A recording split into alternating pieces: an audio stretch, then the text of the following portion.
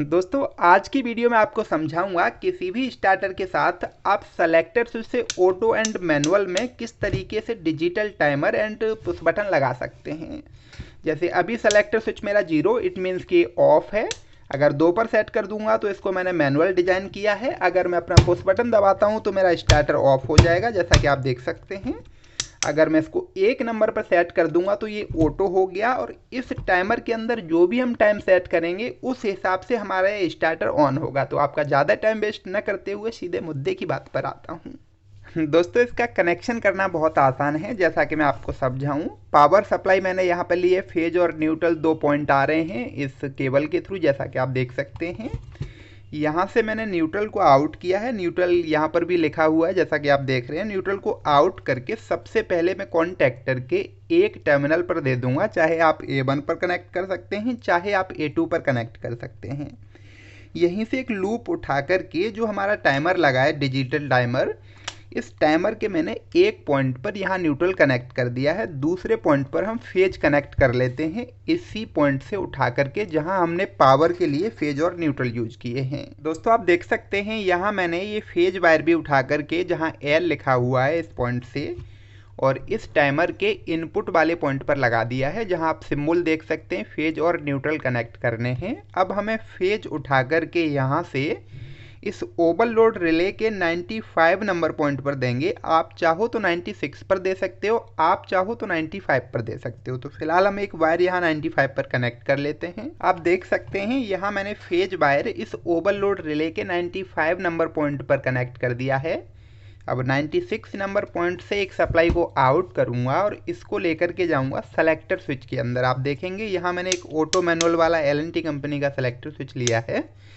आप चाहें उस कंपनी का सेलेक्टर स्विच ले सकते हैं। यहाँ सप्लाई हम 96 नंबर पॉइंट से उठा करके इसके एक नंबर पॉइंट पर कनेक्ट कर सकते हैं, या फिर हम इस ब्लैंक वाले पॉइंट पर कनेक्ट कर सकते हैं। इसके नीचे आप सेलेक्टर स्विच के देखेंगे तो एक तरफ A1 है, एक तरफ A2 है, एक तरफ ब्लैंक पॉइंट है और दूसरी तरफ एक नंबर है। तो 96 से सप्लाई को आउट करके चाहे हम एक नंबर पर लगा सकते हैं, चाहे हम ब्लैंक पॉइंट पर लगा सकते हैं। 96 नंबर पॉइंट पर भी एक वायर कनेक्ट कर लिया है, और इस वायर का दूसरा वाला पॉइंट हम सेलेक्टर स्विच में लेकर के जाएंगे। तो सेलेक्टर स्विच के यहाँ मैं एक नंबर पॉइंट पर ये लगा देता हूँ। दोस्तों जो स्क्रू ड्राइवर मैं यूज कर रहा हूँ ये बीरा कंपनी का स्क्रू ड्राइवर यूज कर रहा हूँ, जो आप देखेंगे 1000 वोल्ट रेटेड है। इसको एक जर्मनी के ऑर्गेनाइजेशन ने सर्टिफाइड भी किया है।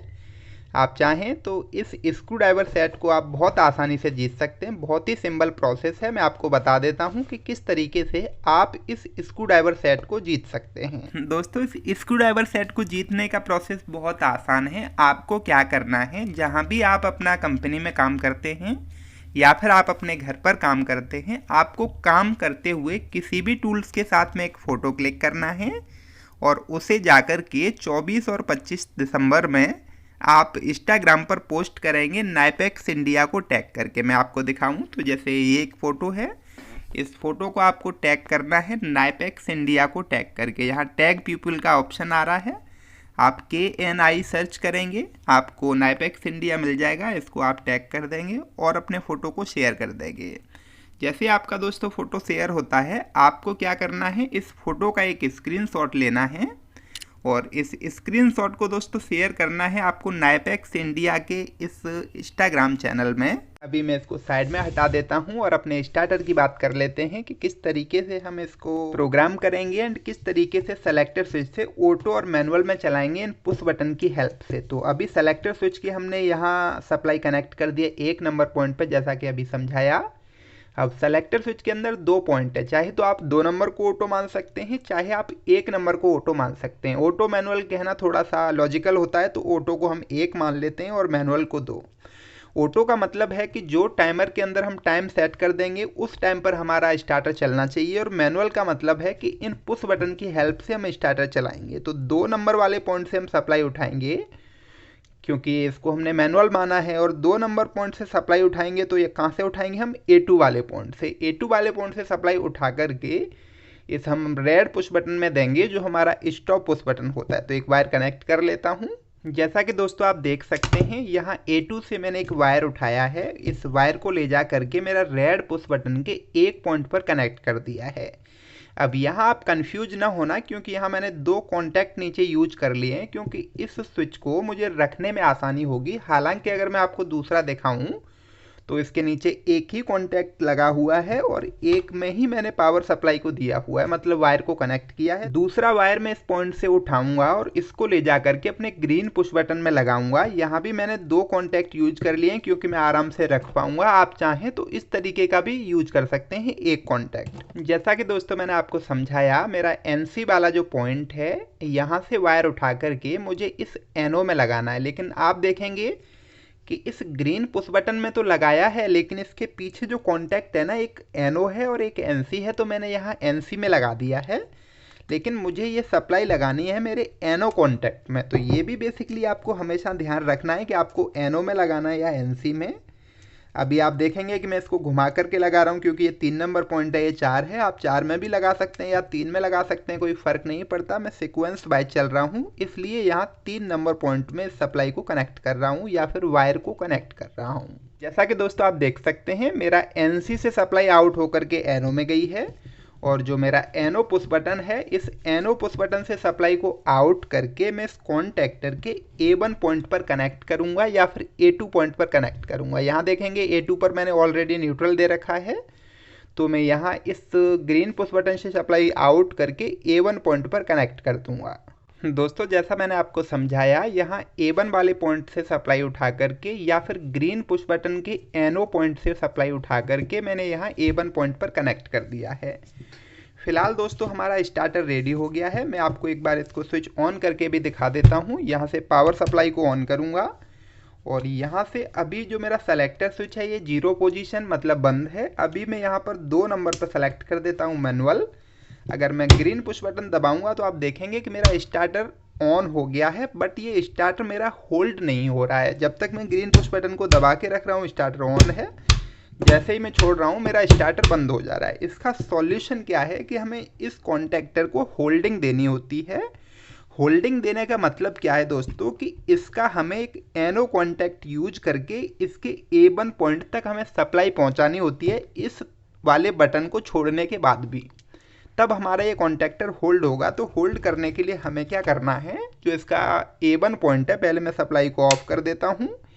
A1 पॉइंट से एक वायर उठाएंगे और इसको इसके NO पॉइंट में लगा देंगे। यहाँ से थोड़ा सा हट गया है, लेकिन ये ऊपर वाला NO पॉइंट है। यहाँ से एक वायर उठा करके मैं NO में लगा दूंगा और इधर वाले NO पॉइंट से एक सप्लाई को उठा करके जो मेरा रेड पुश बटन है, इसके आउटपुट में कनेक्ट करूंगा। जैसा दोस्तों अभी मैंने आपको बताया, यहाँ कनेक्शन कर लिया है। जो मेरे कॉन्टैक्टर का A1 पॉइंट है, यहाँ से एक वायर उठाया और इसको मैंने यहाँ NO पॉइंट पर कनेक्ट कर दिया। दूसरी तरफ जो NO पॉइंट है, यहाँ से एक वायर ले जा करके इस रेड पुश बटन के आउटपुट में कनेक्ट कर दिया। आप चाहो तो इस ग्रीन पुश बटन के इनपुट में भी कनेक्ट कर सकते हो। तो फिलहाल हमारा कनेक्शन हो गया है।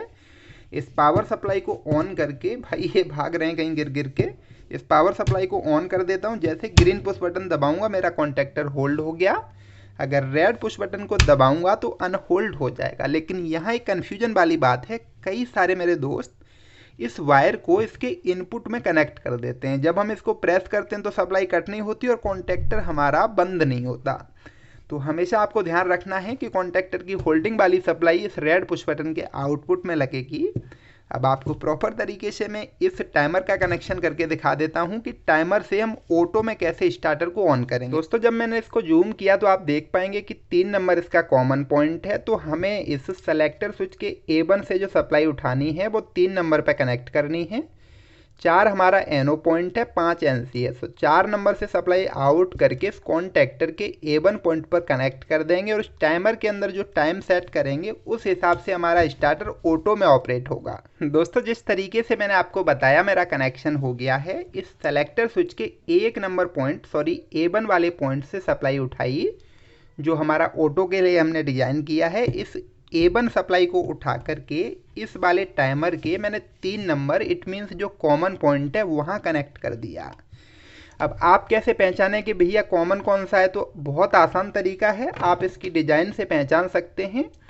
ये आप इसके अंदर एक एरो दिखाई दे रहे हैं, ये यहाँ पर स्थिर है और यहाँ पर ये टच हो रखा है। तो जिस पॉइंट पर ये स्थिर है ये आपका NC है, ये जो ओपन वाला पॉइंट है ये NO है। तो 4 नंबर पॉइंट से हमने सप्लाई NO से उठा करके इस टाइमर के इस कॉन्टेक्टर के A1 पॉइंट को सप्लाई दे दी। हालांकि मैंने यहाँ NO पर ये वायर कनेक्ट किया है क्योंकि NO से ही एक दूसरा वायर हमारे A1 पर जा रहा है। यहाँ ऑलरेडी 2 वायर कनेक्ट थे तो मैंने यहाँ ये वायर कनेक्ट कर दिया है। तो दोस्तों कुछ इस तरीके से हमारा इस टाइमर के साथ में कनेक्शन होता है सेलेक्टर स्विच का ऑटो एंड मैनुअल में। अभी मैं आपको इसको चला के दिखा देता हूँ। अगर हम 0 पोजीशन पर सेट करते हैं तो ऑफ हो जाएगा, 2 नंबर पर सेट करते हैं तब हमारा ये स्टार्टर पुश बटन से चलेगा। अगर मैं ग्रीन दबाऊंगा तो चालू हो जाएगा, रेड दबाऊंगा तो बंद हो जाएगा। अब सेलेक्टर स्विच को अगर मैं 0 पर सेट करके इधर 1 पर सेट कर दूं, इट मीन्स मैंने ऑटो में सेट कर दिया।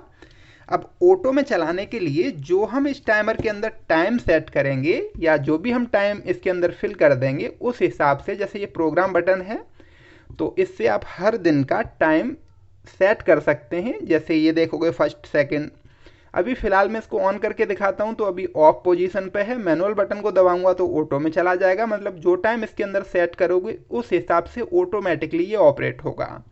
अगर फिर से दबाऊंगा तो ये ऑन हो जाएगा, मतलब अभी मैंने मैनुअली इसको ऑन किया है तो ये मेरा कॉन्टेक्टर भी ऑन हो गया। अगर मैं इसको चेंज कर दूंगा तो ऑफ हो जाएगा। तो दोस्तों अगर इस टाइमर के अंदर किस तरीके से टाइम सेट किया जाता है इसका वीडियो आप देखना चाहते हैं तो इधर वाले वीडियो पर क्लिक करके देख सकते हैं। अगर स्टार्टर से रिलेटेड बाकी आप प्रैक्टिकल वीडियो देखना चाहते हैं तो इधर वाले वीडियो पर क्लिक करके देख सकते हैं प्लेलिस्ट पर। उम्मीद है कि ये वीडियो आपको बहुत अच्छा लगा होगा। अगर थोड़ा सा भी अच्छा लगा है तो एक लाइक कर देना, अगर अच्छा नहीं लगा है तो आप डिसलाइक कर सकते हैं। लेकिन चैनल पर अगर पहली बार आए हैं तो इसको सब्सक्राइब जरूर कर लेना ऐसे यूजफुल वीडियो देखने के लिए।